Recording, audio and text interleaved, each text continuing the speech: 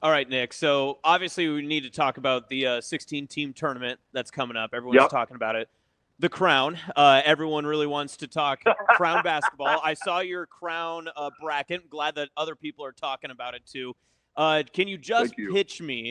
pitch me Nebraska and why that they could make a run? Well, because for as much as they struggled down the stretch, this was a team that needed to completely fall apart to not make the NCAA tournament. Okay, so this team should have been in the NCAA tournament, regardless of how good or bad or flawed or whatever you think they are. This team on February 1st was a virtual lock to be in the tournament. I think we've seen when this team is right, they're pretty good. I mean, Bryce Williams is a good player. Juwan Gary is is as good of a junkyard dog type of a player as you're going to find. And I think this group, I think a lot of this situation is with the Crown could come down to, okay, how much of your complete roster is still intact? And what's your motivation Do you still have level? a head coach?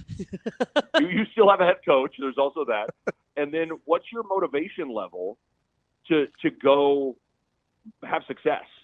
And I have to imagine if you're a competitor at all, I couldn't imagine think about how you felt. Remember that image of Juwan Gary when he fouled out against Iowa? Remember, and he was crying and he was all upset. Now a lot of that was because it was senior day, but all that stuff. But like, think of that feeling when Juwan Gary took his shoes off in the locker room. Like, you know how bad you want to get, like you want to go try to make it right again. And not to say that if you go win the Crown, everything is, all is well and you just forget what happened down the stretch. But I also think there is an element of finishing it the right way. And I think it's easy to look down your nose at the Crown and look down your nose at some of these postseason tournaments.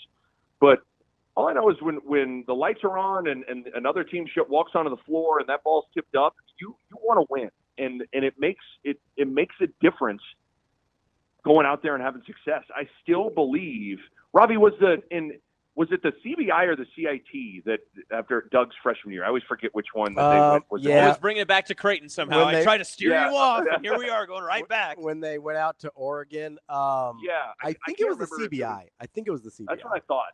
But I bring that up. I bring it back to that because I really, truly believe. I believe it in my heart. And I really think if you ask Doug McDermott and all this stuff, I really think that launched them into a great run. Now, the counter to that is, well, Nick, they were returning everybody from that year. Okay, that's fair. But I also think when you're a program that hasn't won in March, you'll take anything you can get.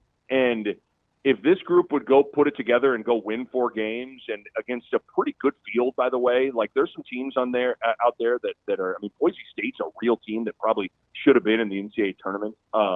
If they could go put it together, I think that would go a long ways for that program's collective confidence. And I think they just got to flip the narrative that was the final month of the season for Nebraska and falling apart.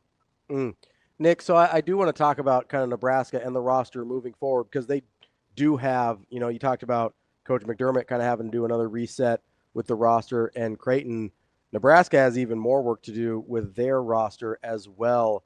And you brought up a thing that I think maybe Coach Hoiberg has struggled with a little bit, and that's identity. I don't always know. I thought I knew when Coach Hoiberg got hired here what his identity was and what kind of basketball team he wanted to play. It seems like it's changed, and maybe like he's had a little bit of trouble finding what he wants the identity of this Nebraska basketball team to be. How do you see this roster and kind of this overall culture of Nebraska basketball moving forward? Yeah, I think Coach Hoiberg, I think he learned through the first couple of years that in the Big Ten, there are some non-negotiable characteristics that your team has to have. Like you better be. It helps to be old. It helps to be big, positional size-wise, and you better have a chance on the glass and in the paint. Mm-hmm. Like, that's what the Big Ten is. And I think he learned that. And so I think he's tried to rebuild the program with those guiding lights leading the way. And I think that has served him well. But I think now he's got to find a way to wed that of getting old, getting tough, getting big, with some skill. he's got. It's one of the most perplexing things is how Fred Hoiberg hasn't been able to find a legitimate point guard in his time at Nebraska is confusing. I think outside of last year's team, he's had a hard time finding 3-point shooters, which is perplexing to me. So I think what he's got to do now is find a way to go couple that. I think you've established that toughness, and that team plays hard. Mm-hmm. Like they play hard and all that good stuff. But now you got to go find some shot makers and some offensive skill. I mean, I felt like as the season wore on, and I got a chance to see a lot of the Big Ten. I mean, I saw almost everybody. I did a Big Ten game for everybody except I think Michigan State, Maryland, and Northwestern. And I'm telling you guys, from an offensive skill standpoint, Nebraska ranked towards the bottom of the Big Ten. And that has to change.